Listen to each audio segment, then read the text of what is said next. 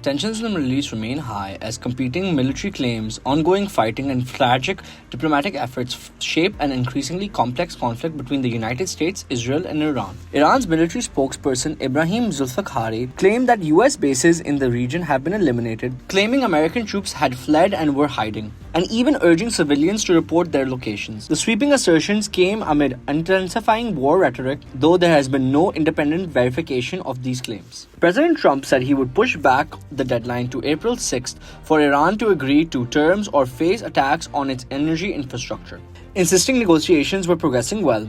In a post on social media, he said talks were going very well, despite Iran publicly denying that direct negotiations with Washington were taking place and dismissing the US proposal as unfair. The conflict, now in its fourth week, began after the United States and Israel launched strikes on Iran on February 28, following failed nuclear negotiations. Since then, the war has spread across the region, killing thousands and shaking the global economy as energy prices surged, fueling fears of renewed inflation worldwide.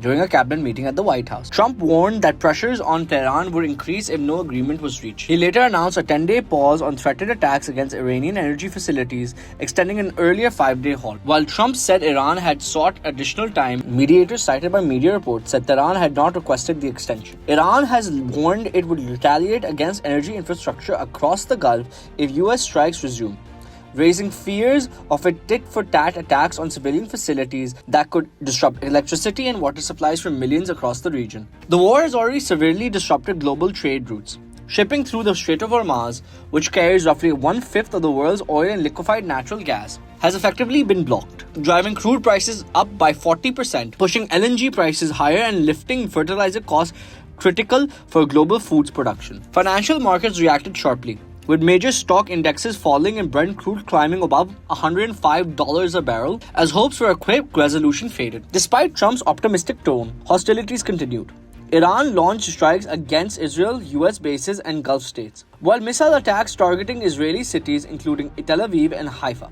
Israeli authorities reported casualties following rocket fire in the north, while Iranian cities such as Bandar Abbas, Shiraz, and Qom were also hit, causing death and damage to residential areas and infrastructure. Trump said Iran must reopen the Strait of Hormuz, abandon its nuclear program, warning that the United States could become Iran's worst nightmare if demands were ignored. He also suggested allowing oil tankers to transit the strait as a goodwill gesture and indicated that taking control of Iranian oil resources remained an option without providing details. Military activity around the region has intensified, with reports that the Pentagon is considering deploying 10,000 additional troops. The US military also confirmed that the US and uncrewed drone speedboats were being used for patrol operations during the conflict. Diplomatic efforts continue behind the scenes. Iranian officials confirmed reviewing a 15-point US proposal delivered through Pakistan, though they said it largely served US and Israeli interests. Pakistan, along with Turkey and Egypt, had confirmed facilitating indirect communication between the two cities. Iran had demanded guarantees against future military action, compensation for war losses, and formal control over the Strait of Hormuz, while also insisting Lebanon be included in any ceasefire arrangement. Even as negotiations remain uncertain, missile exchanges and retaliatory strikes across the region underscore how fragile prospects for peace remain. That broader regional position is now being publicly articulated by the Gulf allies as well. In a detailed article published in the Wall Street Journal on March 25, 2026, UAE Ambassador to the United States Yusuf Al-Obaitan offered one of the clearest official statements to date on Abu Dhabi's view of the war. In a piece, Al-Obaitaba rejected the idea of ending the conflict through negotiation alone, writing that a simple ceasefire isn't enough, and calling instead for a conclusive outcome that addresses Iran's full range of threats. Meanwhile, the humanitarian toll across the region remains to mount.